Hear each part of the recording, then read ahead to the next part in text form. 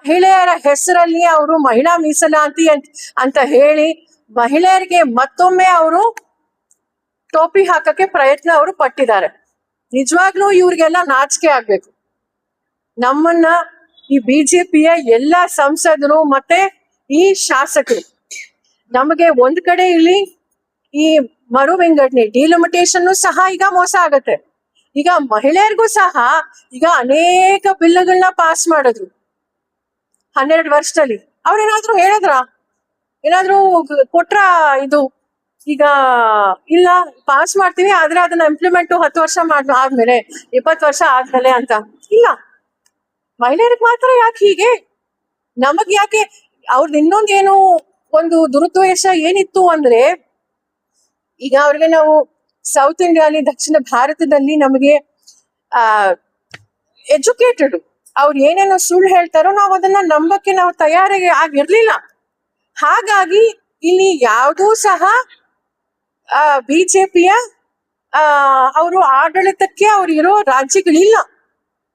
ಹಾಗಾಗಿ ನಾವು ಮುಂದೆ ನಾವು ಎಲೆಕ್ಷನ್ ಬಂದ್ರೆ ನಾವು ಎಷ್ಟು ಸೀಟ್ ಜಾಸ್ತಿ ಮಾಡ್ತೀವಿ ಅಂದ್ರೆ, ನಾವು ಬಿಜೆಪಿ ಪರ ವೋಟ್ ಹಾಕಿಲ್ಲ ಅಂದ್ರೂ ಸಹ ಅವರು ಬಂದ್ಬಿಡ್ಬೇಕು.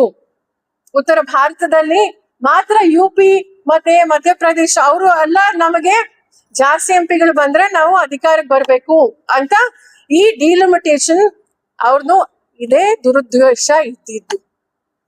ಹಾಗಾಗಿ ಈ ಒಂದು ಪತ್ರಿಕಾಗೋಷ್ಠಿಯನ್ನ ಉದ್ದೇಶ ಇದ್ದಿದ್ದು ಇದೆ.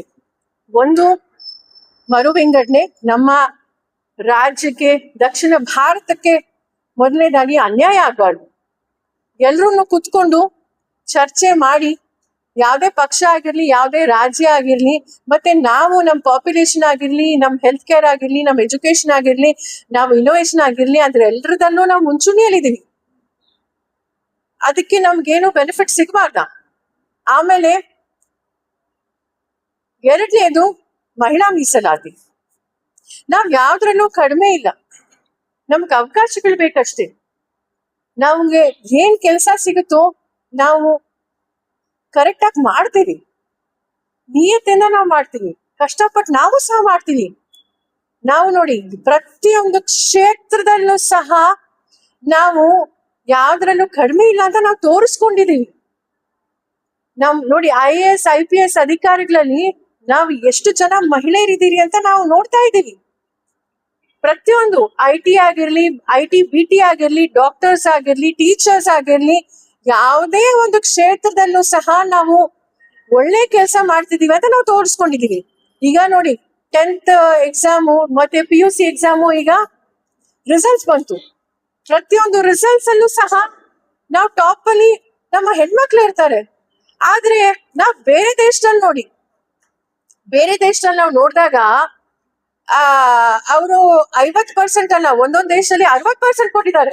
ನಾವೇನು 60% 50% ಕೊಡಿ ಅಂತ ನಾವು ಕೇಳ್ತಾ ಇಲ್ಲ. ಅಟ್ಲೀಸ್ಟ್ 33% ಆದ್ರೂ ಕೊಡಿ ಅಂತ ನಾವು ನ್ಯಾಯ ಕೇಳ್ತಾ ಇರೋದಷ್ಟೇ. ನಮಗೆ ಇದು ಯಾವಾಗ್ಲೂ ಆಗ್ಬೇಕಾಗಿತ್ತು, ಅದಕ್ಕೆ ಇವಾಗ್ಲಾದ್ರು ಕೊಡಿ. ನಮ್ಮ ಈ ರಾಜೀವ್ ಗಾಂಧಿ ಅವ್ರ ಕನ್ಸಾಗಿತ್ತು, ಅದಕ್ಕೆ ಅವ್ರ ಪಂಚಾಯತ್ ರಾಜಲ್ಲಿ ಈಗ ಮಾಡಿದ್ರು. ಆದ್ರೆ ಈ ರೀತಿ ಮಾಡಿ ಮತ್ತೊಮ್ಮೆ ಈಗ ಮಹಿಳೆಯರಿಗೆ ನೀವು ಅನ್ಯಾಯ ಮಾಡ್ಬಿಟ್ಟು ಅದನ್ನೇ ತಿರ್ಗಾ ಇಟ್ಕೊಂಡು ನೀವು ಅಪಪ್ರಚಾರ ಮಾಡಿ ಯಾವುದೋ ಒಂದು ರಾಜಕೀಯ ಲಾಭಕ್ಕೋಸ್ಕರ ಮಾಡಿದ್ರೆ ಸರಿನಾ? ಮಹಿಳೆಯರು ನಾವ್ ನಿಮಗ್ ತಿರ್ಗಾ ಶಾಪ ಹಾಕಲ್ವಾ? ನಮ್ ಹೆಸರಲ್ಲಿ ಈ ರೀತಿ ಇಡೀ ದೇಶಕ್ಕೆ ಮತ್ತೆ ಇಡೀ ದಕ್ಷಿಣ ಭಾರತಕ್ಕೆ, ಕರ್ನಾಟಕಕ್ಕೆ ನೀವು ಅನ್ಯಾಯ ಮಾಡ್ತಿದ್ದೀರಾ. ಇದು ನಾವು ಒಪ್ಪಕ್ಕೆ ನಾವು ರೆಡಿ ಇಲ್ಲ ಅಂತ ಹೇಳಿ ಇಡೀ ರಾಜ್ಯದಲ್ಲಿ ಇದೊಂದು ಪತ್ರಿಕಾಗೋಷ್ಠಿ ಮತ್ತೆ ಪ್ರತಿಭಟನೆಗಳು ಮತ್ತೆ ಪೋಸ್ಟ್ ಕಾರ್ಡ್ ಅಲ್ಲಿ ನಾವು ಮಂತ್ರಿಗಳಿಗೆ ಮತ್ತೆ ನಮ್ಮ ಪ್ರಧಾನ ಮಂತ್ರಿ ಅವ್ರಿಗೆ ನಾವು ಬರಿತಾ ಇದ್ದೀವಿ. ಮತ್ತೆ ನಮಗೆ ನ್ಯಾಯ ಸಿಗೋವರೆಗೂ, ನಮಗೆ ಸಿಗಬೇಕಾಗಿರುವಂತ ಸ್ಥಾನಮಾನ ಸಿಗೋವರೆಗೂ ನಾವು ನಮ್ಮ ಹೋರಾಟ ಮಾಡ್ತೀವಿ.